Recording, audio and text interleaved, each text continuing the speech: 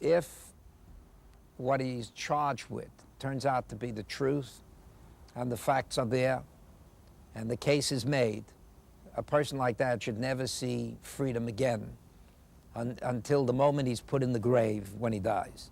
That would be a measure of justice, not just to avenge the victims, but basically to protect society from characters like this in the future.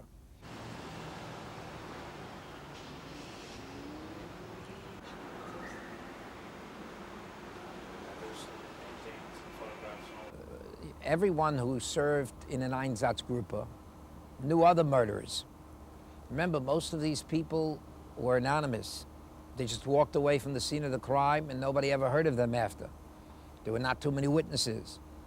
So when you get one of them talking, he can tell us an awful lot. He can tell us some of his comrades and friends that were part of that same unit and make it very uncomfortable for those that managed to survive that we don't know anything about their wartime activities.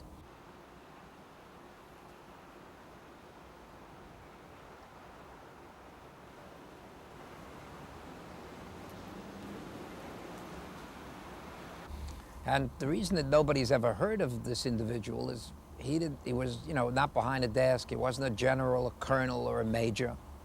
His job was just to be a thug, a murderer, who was on assignment every day to murder people. And the reason, that it sometimes takes 55 years, because there were very few witnesses in cases like this.